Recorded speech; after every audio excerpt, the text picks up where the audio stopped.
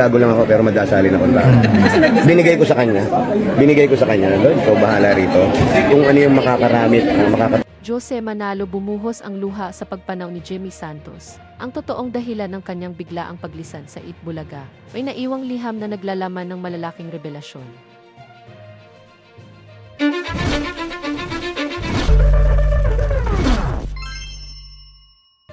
Sa isang mapanglaw na balita na yumugyog sa puso ng milyon-milyong Pilipino, pumanaw na sa edad na 74 taong gulang ang legendary comedian na si Jimmy Santos, isang tunay na haligi ng pinakamatandang noon time show sa bansa, ang Itbulaga. Ang pagpanaw ni Jimmy Santos ay hindi lamang isang pagkawala sa industriya ng telebisyon, kundi isang malalim na sugat sa puso ng bawat dabarkads na lumaki sa kanyang kakaibang estilo ng pagpapatawa, kanyang iconic na isyete, at ang kanyang hindi maitatangging malasakit sa mga kasamahan sa likod ng kamera. Sa eksklusibong panayam kay Jose Manalo, isa sa pinakamalapit na kaibigan at katrabaho ni Jimmy Santos, hayagan nitong ibinahagi ang kanyang matinding pagdadalamhati at ang mga alaalang hindi na mabubura sa kanyang isipan, sobrang sakit. Parang kailan lang, magkasama pa kami sa backstage, nagkukwentuhan, nagtatawanan. Si Jimmy, kahit pagod na sa taping, never siyang nagreklamo.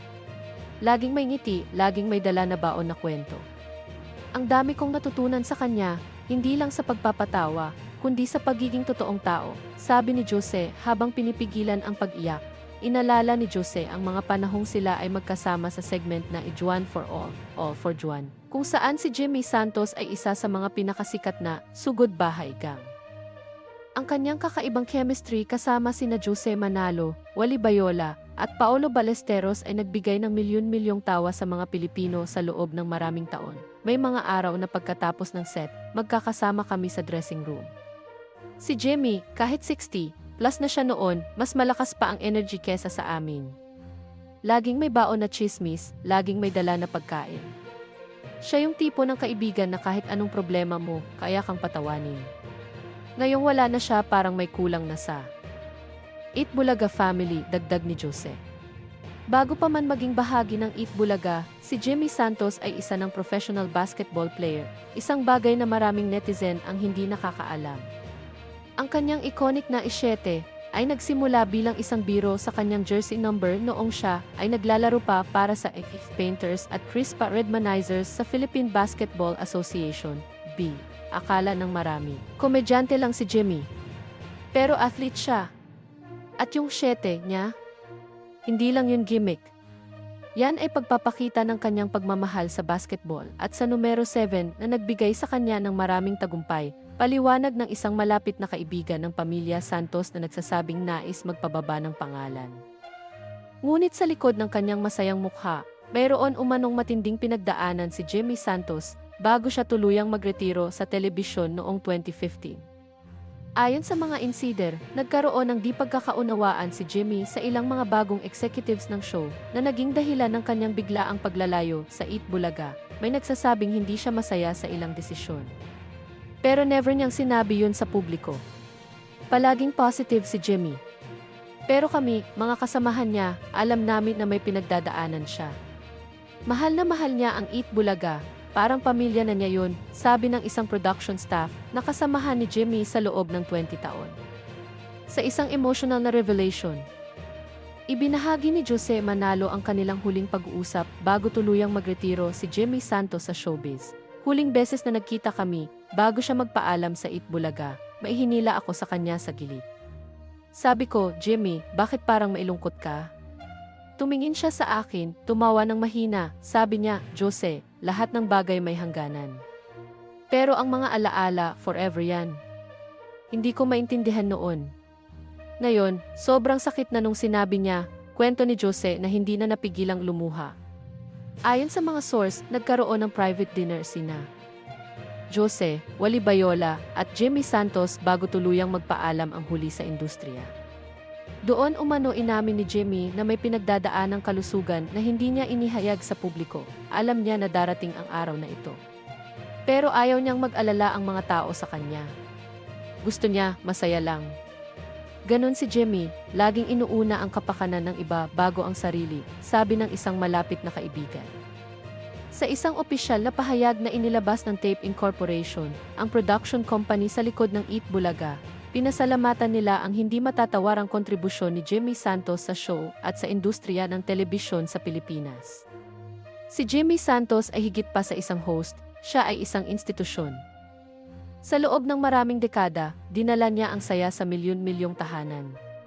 Ang kanyang siyete ay naging bahagi na ng kulturang Pilipino. Ang kanyang pagiging totoo, kanyang kabaitan, at kanyang dedikasyon sa trabaho ay mananatiling inspirasyon sa amin, bahagi ng pahayag.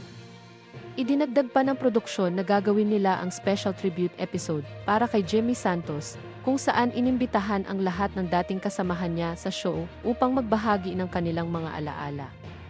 Wala nang Eat Bulaga na kumpleto nang wala si Jimmy. Siya ay bahagi ng aming kasaysayan, bahagi ng aming puso, sabi ng isang executive producer. Sa gitna ng pagdadalamhati, kumakalat ngayon sa social media ang balitang may naiwang liham o sulat si Jimmy Santos para sa kanyang mga kasamahan at sa mga tagahanga.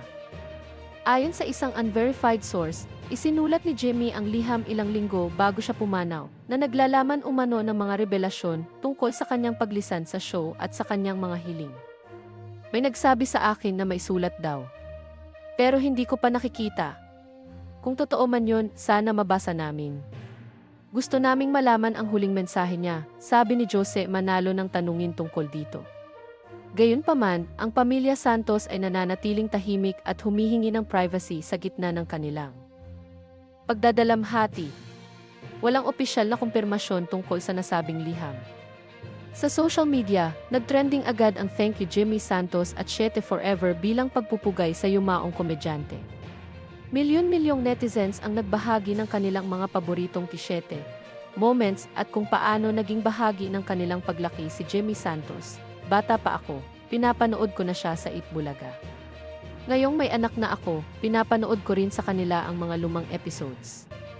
Hindi mawawala si Jimmy Santos sa alaala ng bawat Pilipino, sabi ni At The Barkads Forever sa Twitter, ang lungkot. Parang kahapon lang, nanonood ako ng Juan for All. Ngayon, wala na siya. Pero alam ko, nasa langit na siya at pinapatawa na ang mga anghel. Rest in peace, Jimmy.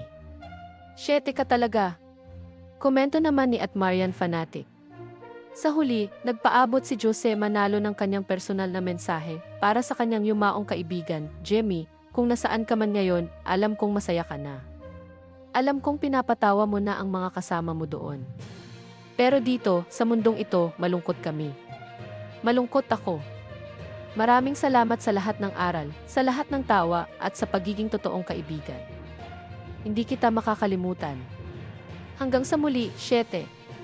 Ang burol at libing ni Jimmy Santos ay inaasahang gaganapin sa susunod na linggo sa isang private ceremony kasama ang kanyang pamilya at mga malalapit na kaibigan.